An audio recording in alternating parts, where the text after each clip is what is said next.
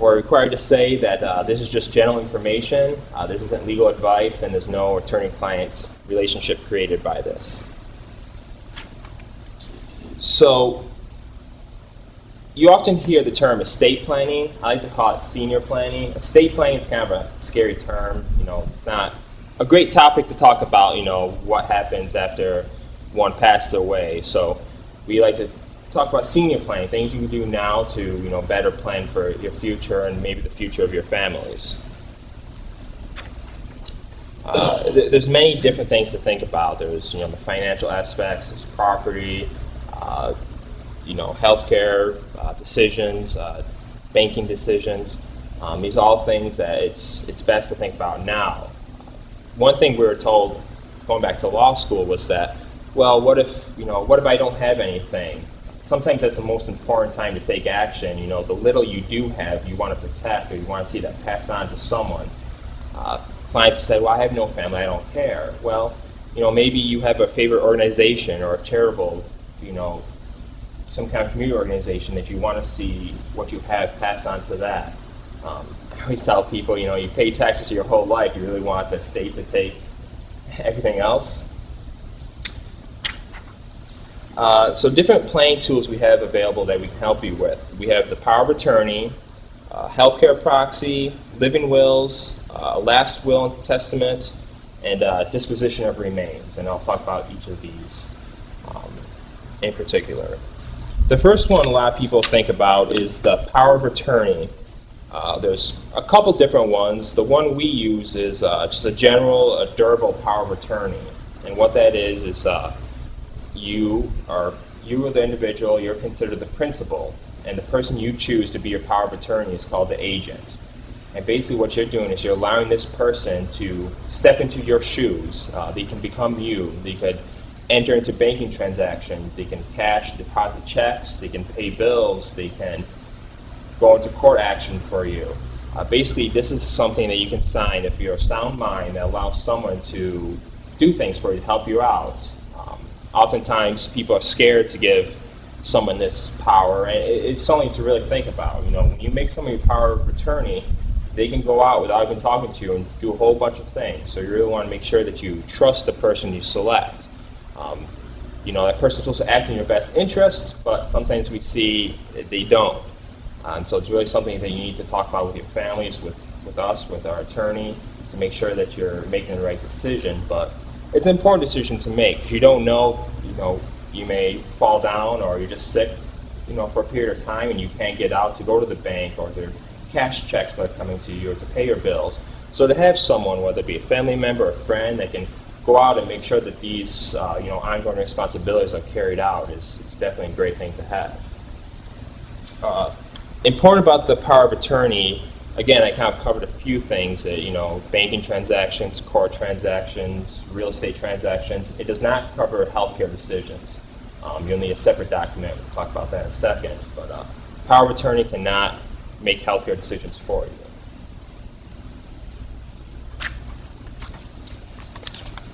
So then moving on to what do you do if you need someone to make healthcare decisions for you? That's where the healthcare proxy comes into effect.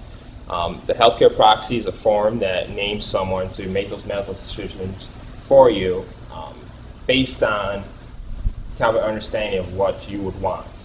This person can decide whether or not to continue life extending treatment, or to say that it's, no, they don't want to be put on a respirator or a feeding tube.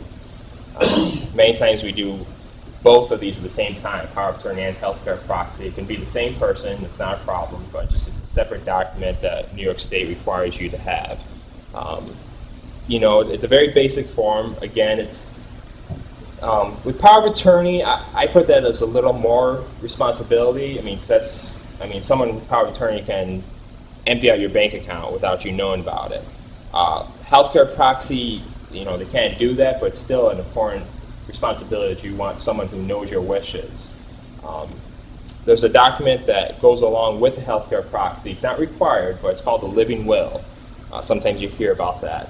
A living will, it basically sets out what you want done, with your healthcare decisions. So it kind of gives that healthcare proxy that you choose kind of guidance into what you want to do. You should definitely continue to talk with your healthcare proxy about any changes, but the living will at least sets it out in writing that they can present to doctors or whoever, saying, well, this is what the person really wants. And again, the healthcare proxy, it's probably the simplest forms. It's small page. I ask a question? Yes. Because I know it's one we get so often, is people are very concerned when they do a healthcare proxy that they will take the proxy, if you can still talk and communicate, that they're going to take the proxy's decision over your own decision. Can you talk a little bit about that? That's definitely good. Kind of comparing the two, power of attorney, like I said, as soon as it's signed, that person has full authority to act, and they can do whatever they want. The healthcare proxy is only if you're unable to act, whether you be unconscious or just no longer of sound mind and can't communicate. That's when the healthcare proxy comes into effect. So if you're able to communicate, you're fine, then whatever you say goes.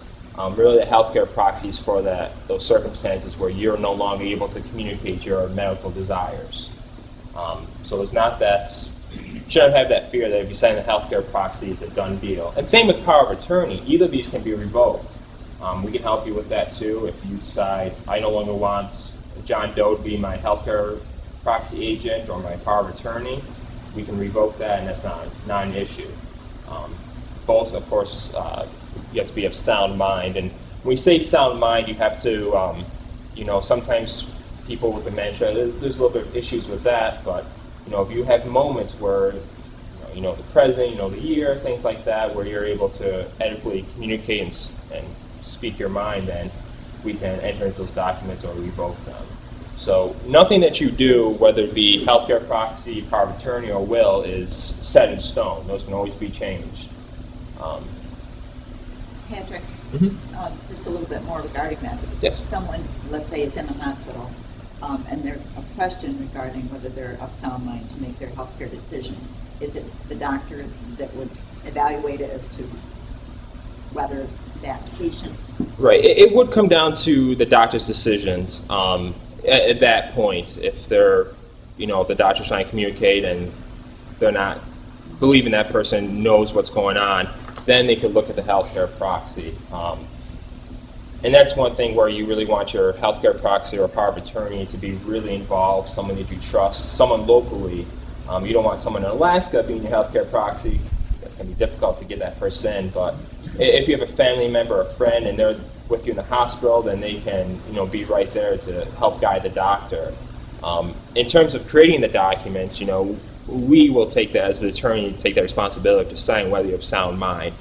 And same thing as the doctor would do, it's really a judgment call. If the person, if they think it's May 27th and it's really May 28th, I don't think anyone's going to say you don't have sound mind, but if you're thinking it's, still the 1990s and stuff, then both attorneys and doctors have the responsibility to say, you can't make this decision. It's, the big decisions to make. Yes? I've seen many healthcare proxies where it will state, so-and-so knows my wishes. Mm-hmm. Is that sufficient, or do you need a living will, or do you need to spell out exactly? That's sufficient. That's how most of the healthcare proxies, again, they're about 1 page long. That's sufficient. Most of the time, if you choose a healthcare proxy, a lot of times it's family or close friend that you've told them what your wishes are, they know your wishes, and so under the law, that's sufficient.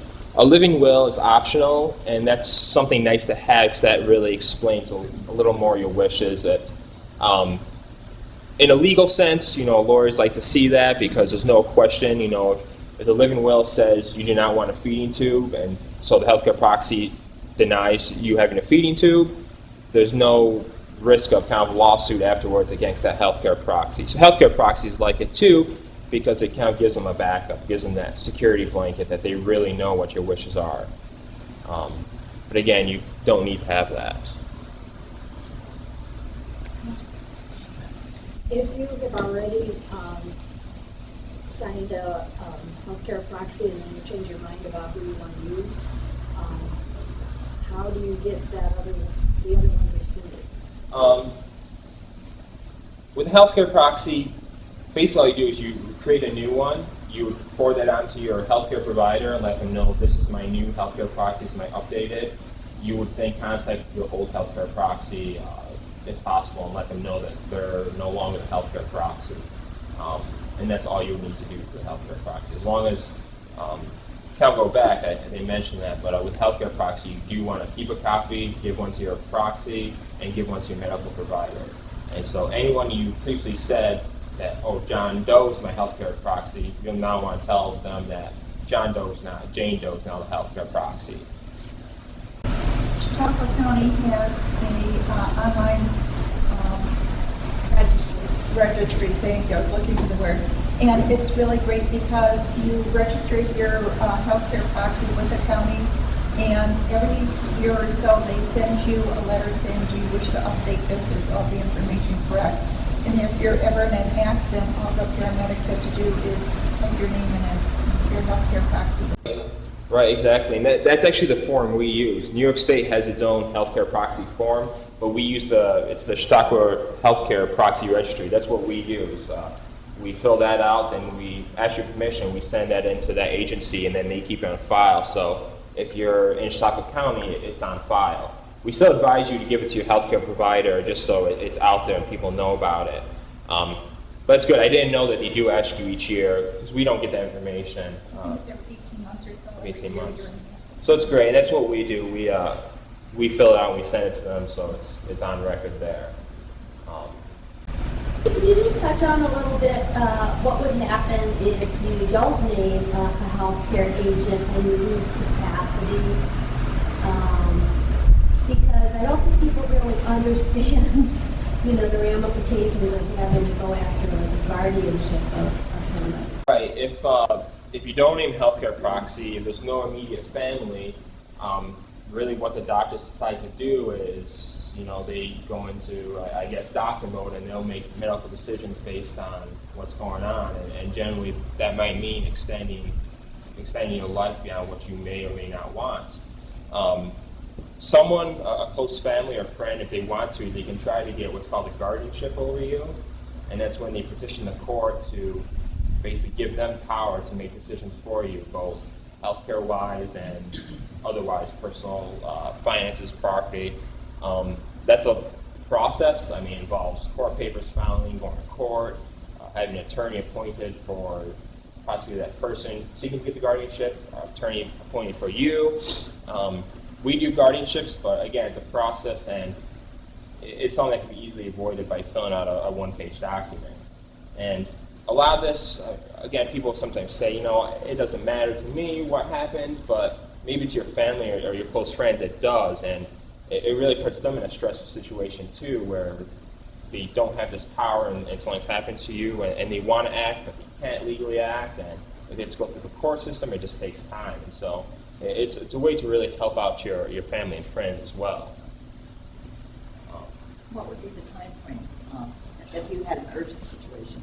If you had an urgent situation, we could try to rush it through the court system. We can,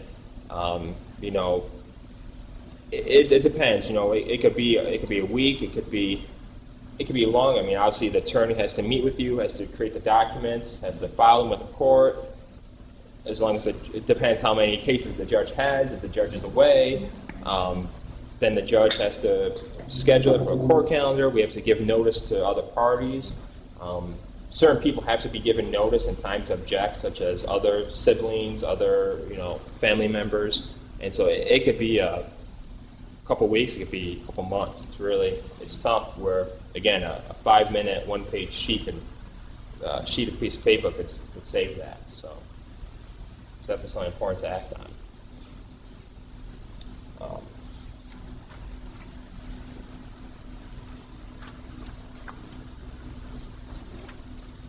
Something else that New York State has that it kind of goes along the lines of documents, and we kind of see this as a bundle. We do the power of attorney, the healthcare proxy, the living will. It's one bundle we like to do at once because it really sets out your senior planning. Another thing is appointment of an agent for the disposition of remains. New York State loves these long titles, but basically, what happens to your body? Do you want to be cremated? Do you have a burial plot? Have you prepaid for funeral expenses? There's another form to fill out to appoint someone to be that person responsible for caring for your remains. What happens? Should it be cremated or buried? And again, all these people, I keep saying this agent, it could be the same person. It could be your healthcare proxy, your power of attorney, the person to control the disposition of remains. It could be the same person. It could be separate people. Again, as an attorney, we may advise it to be the same person just for, just make it easier. But again, there's a form to do that. So it's important because sometimes people don't realize that each of these powers have to be given. Just because someone's power of attorney, again, they can't make your healthcare decisions. They can't control the disposition of your remains. Because as soon as you pass away, the power of attorney is no longer valid. That ceases to exist. And so you have to determine what's going to happen. Your healthcare proxy account comes into effect, and the disposition of remains, that power comes into effect, and then your will come into effect. Regarding the power of attorney, that ends when someone dies. It ends either by being revoked if you want to, or as soon as you pass away, that ends. So how does that work for family members still trying to handle financial situations after someone has died? That's when, personally, it was difficult for right, us. and that's when a will comes into effect. Importance, and that's kind of our next subject is, what happens when someone dies? Basically, all your property upon your passing becomes property of your estate. It'll be the estate of John Doe is how they refer to everything. No one is allowed to access that property, that money, before taking additional steps.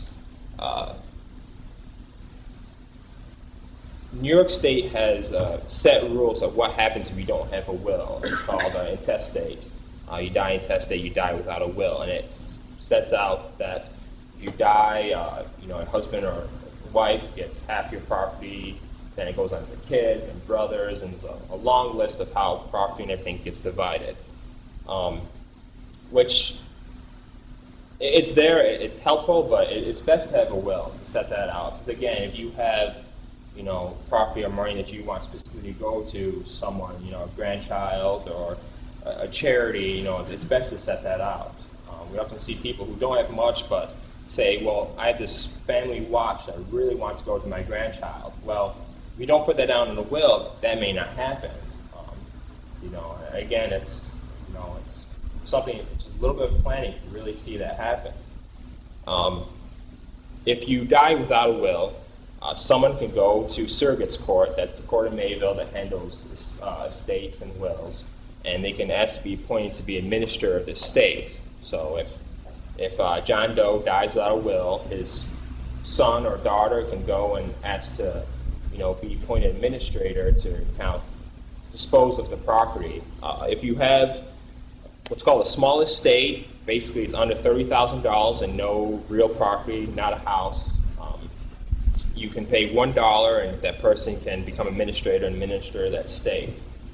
If you have a house, it gets a little more expensive, a little more complicated.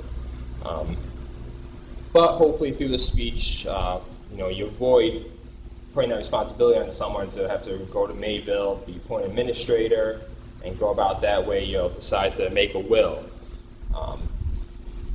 When you make a will, you basically write out your instructions of what you want to happen to your property.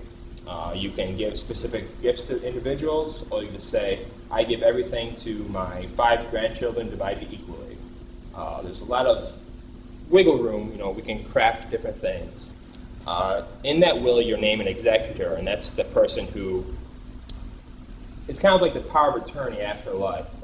That person is the one that controls, make sure that the wishes in your will are carried out and controls the disposition of all the property. And again, the person that was your power of attorney and your healthcare proxy can be your executor.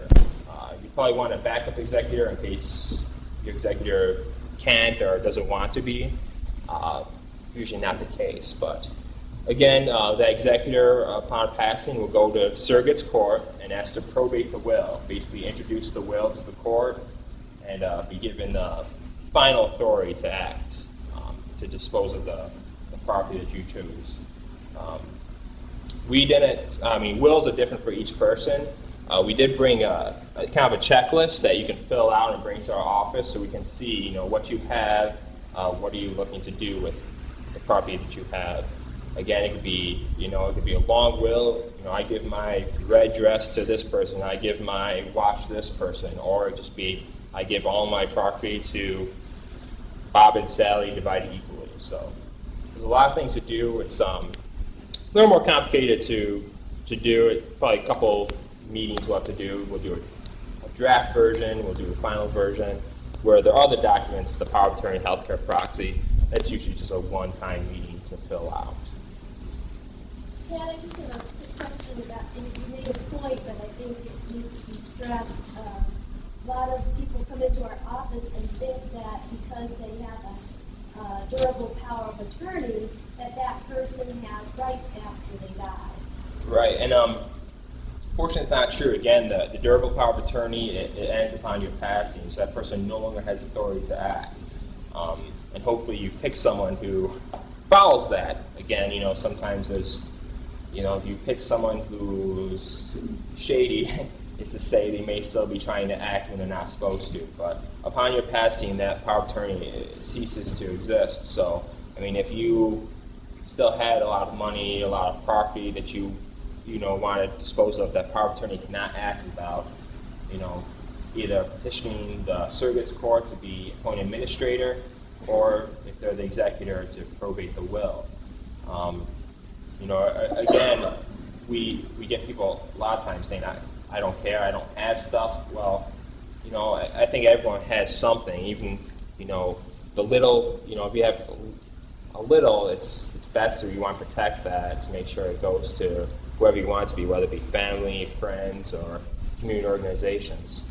But the other question I have is, a lot of people are concerned about the cost of a will. Do they have to go through an attorney to do a will? You can do a will on your own. The issue is, though, it's difficult to create your own will, and whether or not it meets the legal standard of being able to be admitted to court. Our office, again, does wills for free. We don't charge for our services. And I know a lot of local private attorneys do wills at a very reduced cost. So whether you go to us or a private attorney, it's one of those that are not too expensive. Again, it depends on your circumstances. If you don't have a house or don't have any cars, and basically we talk about some small monetary amounts and some small property, we definitely handle those, and I know the private attorneys around here will handle those. If you have a house or two houses, a couple cars, stocks, bonds, it gets a little more complicated, and we may not be able to handle that in our office. Again, we do more of a simple, small estate type will. So, if you're looking to create a trust funds and, this and that, we can definitely come to us. We can look at what you have. We can advise you and make sure you get in contact with the person. Maybe we can get a pro bono attorney to help you out. But at least we can set you in that right direction. Is there a way to title properties or bank accounts or anything so that it avoids probate? There is a way, property and both. You put someone on the deed, you put someone on a bank account. There's different ways to set up bank accounts to do that. Still, the safest way, I believe, is to set up the will, is to put that in the will, is to where things go. Again, with real property, you always have the issue. If there's no mortgage, it makes it a little bit easier. If the person's deeded, to burn that deed, depending on how you set that up, then yes, upon passing it will pass to that person. Again, even if they're on the deed, I would still put it in the will, saying, my property at such and such goes to. It may be redundant, because again, you may not need it in the will since it's on the deed, but it's, better safe than sorry, just to not cause any confusion. And sometimes you do, you try to avoid it, but sometimes siblings want to fight over things. One sibling, again, even if you don't have a lot, that one watch, two siblings, two grandchildren, they both might want it, might fight. If you set this out in a will of the executor, you can't stop that from happening.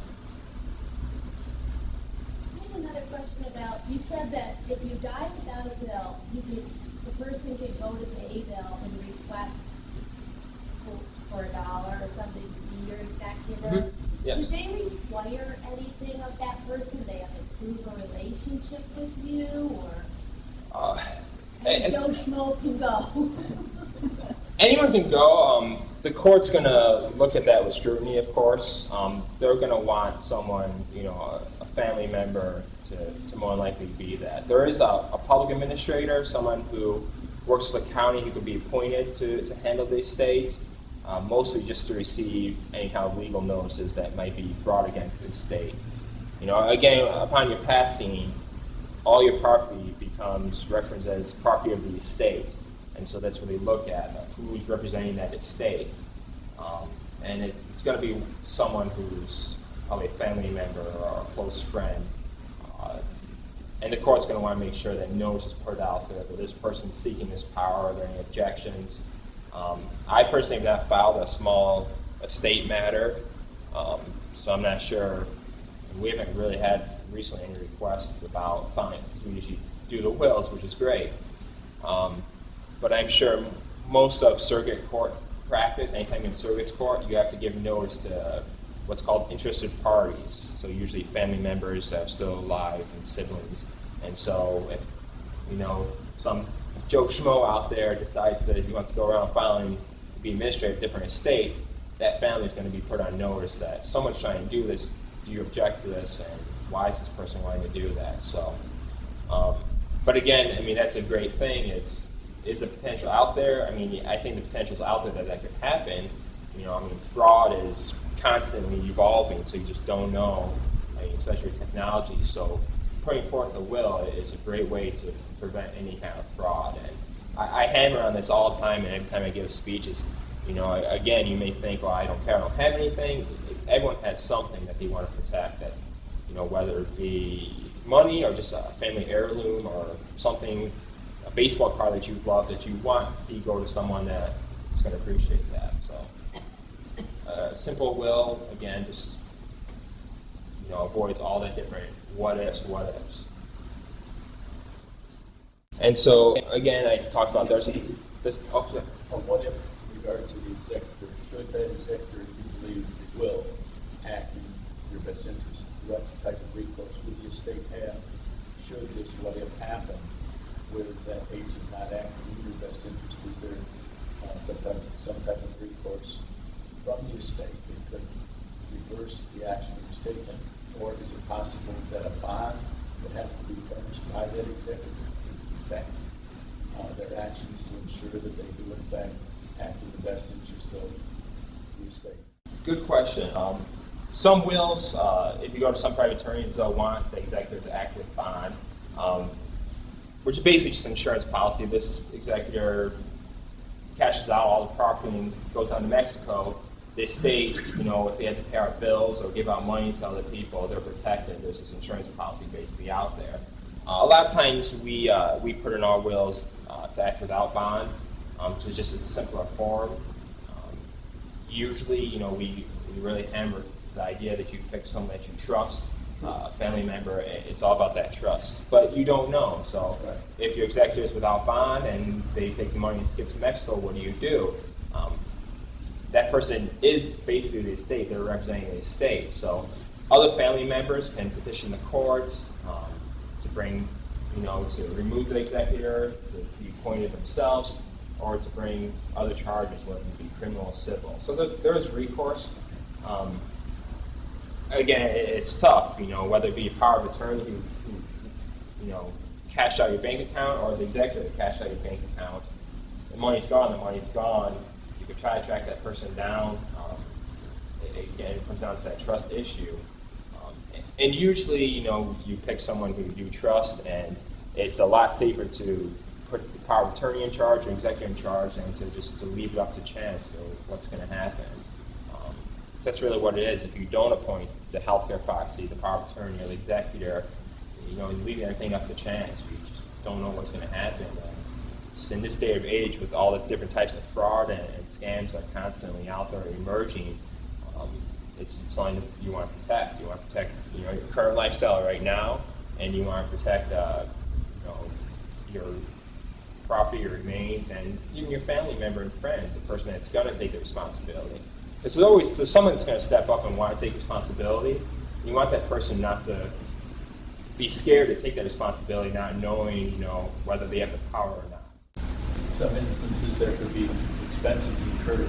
Is is it possible that the fee for the person becoming the executor being withheld until such time as everything's been completed satisfactorily, and at that time, that fee would be paid to that individual for enacting his executorship? Yes. That could be set up where the executor is paid for doing the work. Again, we'll see that in the larger wills. You know, when you have lots of property, you might have the bonds and stocks. Something that our office probably wouldn't handle. Just that's not. We don't do a lot of that type of work. We would refer it out to the private bar. A lot of times, attorneys will volunteer to do a case for free. And so if you came to us and you had this issue where you had a large estate, you had a house or two, you had boats, you had stocks, bonds, mutual funds, things like that, we would seek to get an attorney to volunteer to do that will for free. And they can work with you to set up the executive being paid, trusts, things like that. And same thing with when you do a power of attorney, you can set it up in the form to compensate your power of attorneys for acting like you because you step into your shoes. Many times we don't have the power of attorney being paid because you see that more often in kind of commercial transactions where you have an owner of a property who will appoint someone to be the power of attorney so that they can go collect the rent or go to court. In that case, that person might be paid. But generally speaking, we don't have the power of attorney, the agent or the executors paid because it's not that type of large estate. But even if you have small estate and you want that person compensated, then we can work with that, whether it be a fee paid to them or whether they're just left property.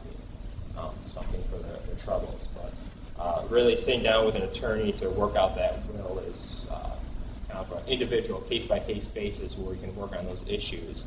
Again, someone asked the question, could you do the will yourself? You could, but it comes up with these issues. You go online and download the forms.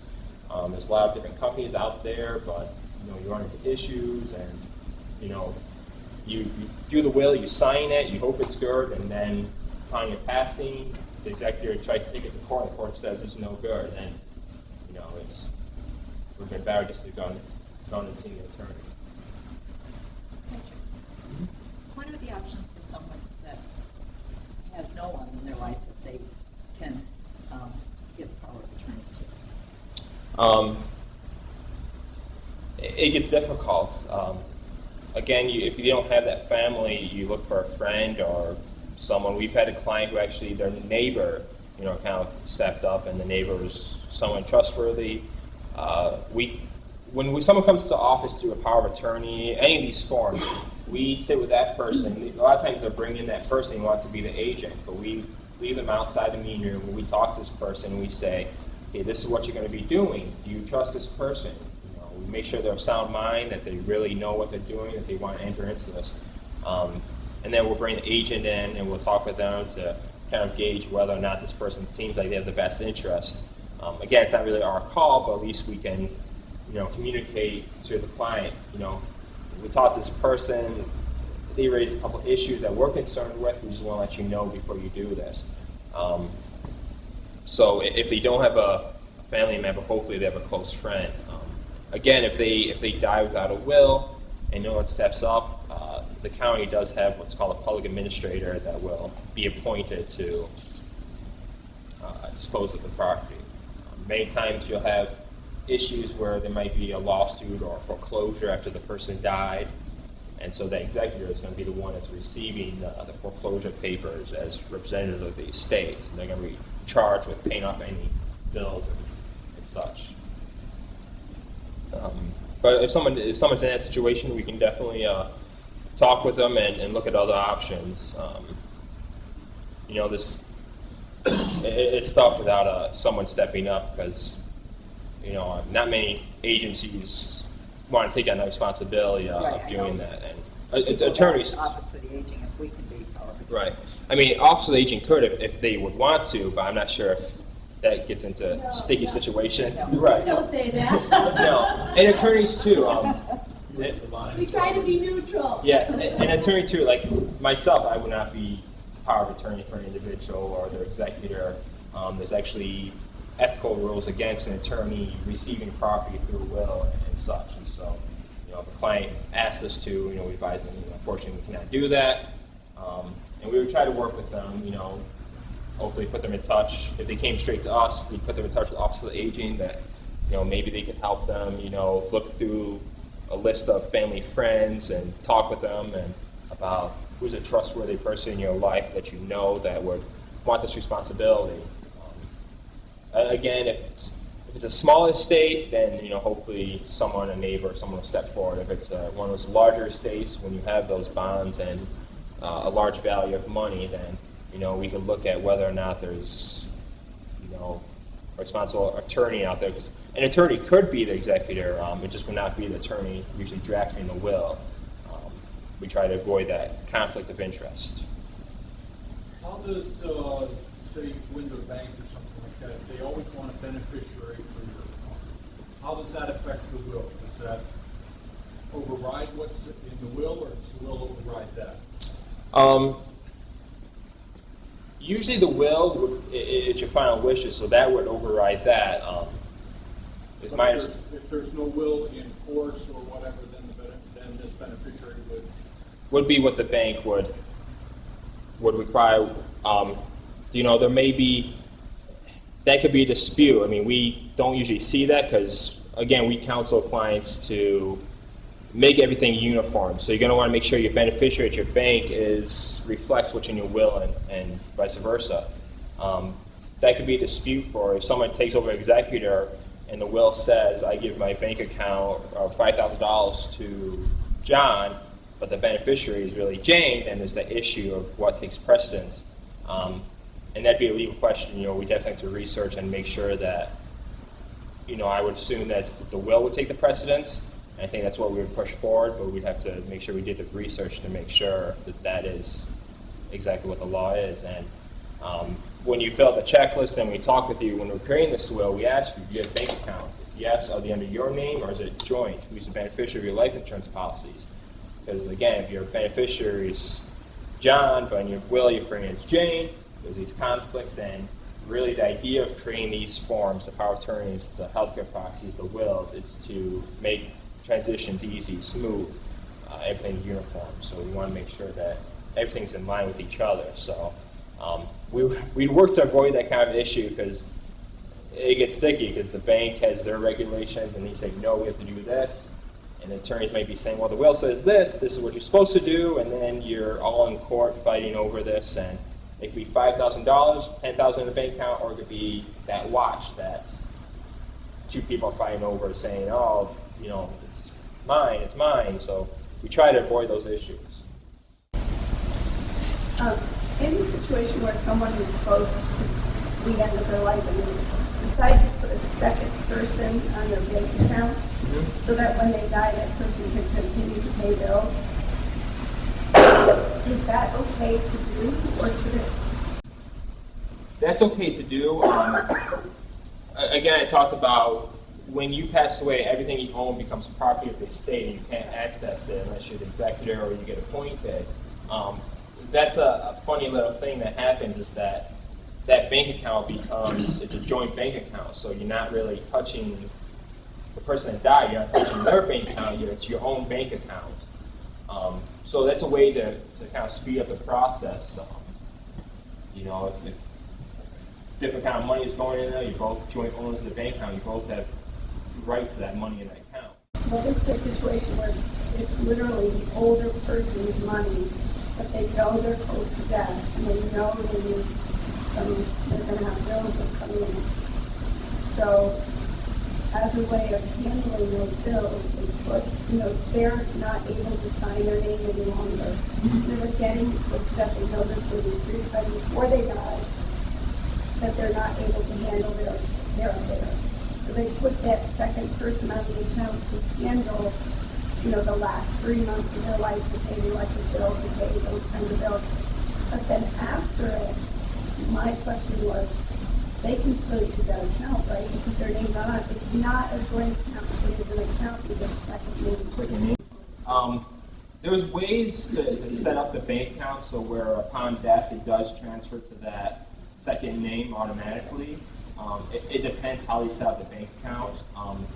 I've heard cases of that where the bank had no issues because it was set up right. It was understood that upon death that account did transfer to that person. And then I've had banks that have difficulties saying you can't access this person's debt. It kind of goes with that whole uniform thing. It's one of those legal issues that a lot of it's case by case. We have to look at. We talk with the bank. We look at how it's set up, whether this person had a will or not, and whether they're of sound mind or not. We put this person's name on the account, and that's important. It goes to the whole thing again. It's best to get these documents done, talk to the attorney, get it all uniform, and rediscover whether or not you created that account. If that's what your wishes are, you have sound mind, we'll put it in the will too, so there's no question that, well, the will even says that bank account goes to that person, so there's no reason to delay it. I have had a few people who, they were children, and their names were on the account, they didn't know if the parent was primary, so at death, that account got frozen. And the power of attorney ends at death too, so sometimes they don't necessarily, just because you add someone to the account, they don't make it a true joint account. Right, and So, that's why I said and we it can look. happens to, then they're trying to pay bills and do the funeral and everything is unreachable.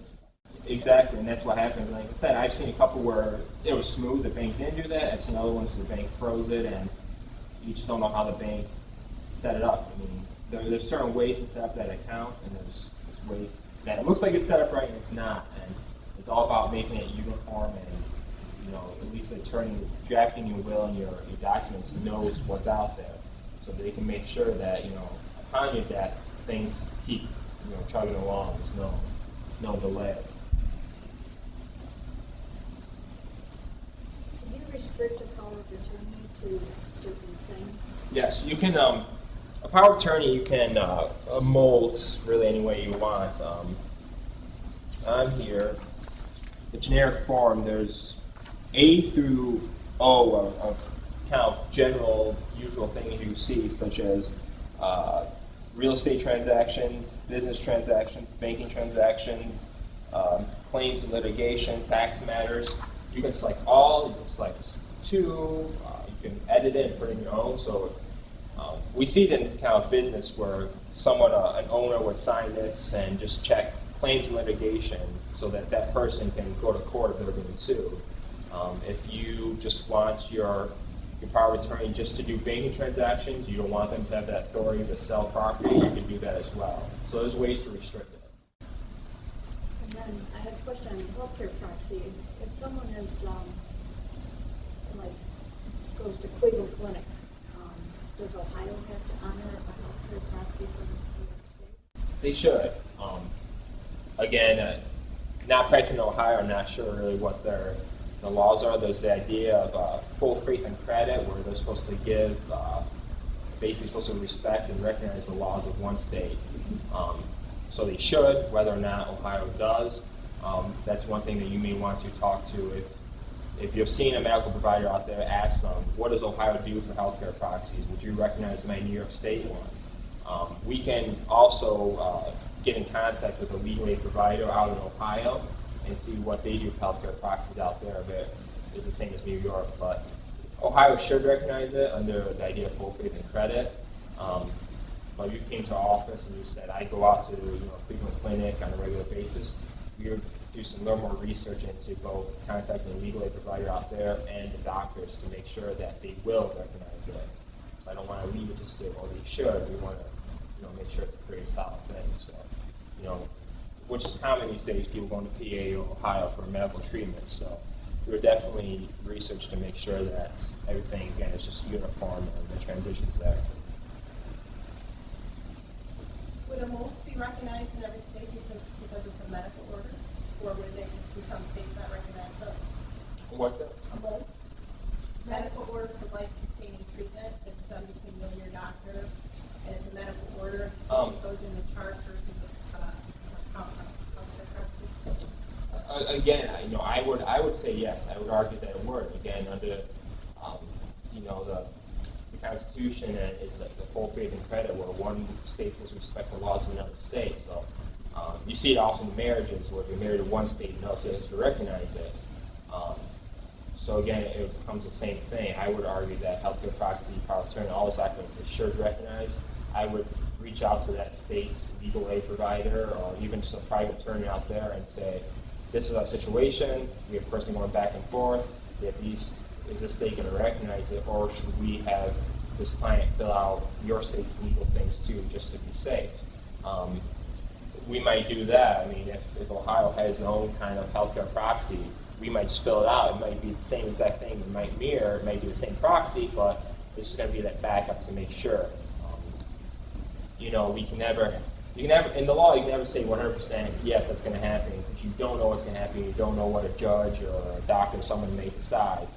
So we try to get you as close to 100% sure that your wish is going to be carried out as possible. For everybody's information, the medically ordered life-sustaining treatment, or MOLST, is kind of replacing the do not resuscitate orders of old, because they have a little bit more information. So this is if you're approaching the end of your life, and you want, there has to be something specific the doctor needs to order to withhold treatment from you. You can set that out very specifically in a MOLST, as opposed to do not resuscitate, meaning that just that's not going to resuscitate you. But if you don't want hydration, or you don't want to be put on a feeding tube, or you don't want CPR, or on a ventilator, you want CPR but not to be put on a ventilator, MOLST can do that more than a do not resuscitate order. So these, a MOLST is kind of replacing the old do not resuscitate order. It's a bigger document that can really give specifics about what you want and don't want. And it can follow you into different settings, which do not resuscitate orders cannot. If you do one in the hospital, that doesn't necessarily follow you to home care or to hospice. And MOLST can do that. Correct me if I've said anything wrong. Medical order for life-sustaining treatment. What's nice about it is because it's a medical order, if there's any confusion with the healthcare proxy and people are arguing, doctors have a tendency to not want to go into lawsuits, whereas a medical order is something that they have to follow in comparison to the healthcare proxy. Plus, it forces the healthcare proxy and the person to have these conversations with their doctor, because a lot of us appoint our healthcare proxy, but we never tell them what we want or don't want. And it's a conversation between the person and the doctor at length. And then the doctor signs that, and then that's something that you carry with you wherever you go. I mean, whether it's at home, it's good, whether it's if you're in the hospital or whether you're in a nursing home. And that's scanned into medical records. Well, I don't know who scans what anymore. But again, it's a pink form. It's hot pink, even hotter than this lady's shirt. And so it's very visible. Even like that was the problem I've seen where the DNR didn't get red. Well, this is pink. You can't really miss it. And that's what's nice about it, is it gives you that extra security that your wishes will be followed. It does have to be renewed every, Is it 60 days or 30? I think it's more like 6 months. Oh, okay. It's longer. So it can be in place for a while, but it does have to be renewed periodically. And it brings up a good point, just to make sure that you are talking with your healthcare provider and whoever your agent may be, of what your wishes are, so people know. And to fill out any documents that you can. I believe they'll fill out the doctor then. Yes, that has to be, Okay. it's an order It's that right the there. doctor signs. It's Okay. not like witness, like a healthcare proxy. Okay. So again, what's nice is that you're talking to your primary care physician through these topics to discuss what you want with the actual doctor. I guess one of the last things I have to say is, in terms of these documents, our office has taken the policy that we don't keep a copy. We'll give you as many copies as you want. We'll give you the originals and as many copies so you can give them to your agents, your executors, doctors, whoever. Some law firms will retain your will. They'll keep a copy. Our office has taken the policy that we don't do that, just for reasons. If for some reason we have a fire, we lose it, we don't want to take on the responsibility. So again, we'll give it to you. You can take that original and you could put it in the safe deposit box or whatever. Which documents have to be filed with the county for that very reason? None. None have to be. You can though. Okay. Usually, What happens then? if it's not filed, Both, because what if someone does a second will and stuff? How does that work? Right. if someone does a second will and they have a will out there already, the second will more than likely he's going to revoke that first one, but you're going to want to make sure wherever you did with that first will, you do with the second will. So if you file the first will, you're going to want to file the second will, give that second will to all the people that you give the first will to. You can file the documents. It's usually, I can't remember what the fee is for filing these documents. That's something we can look into.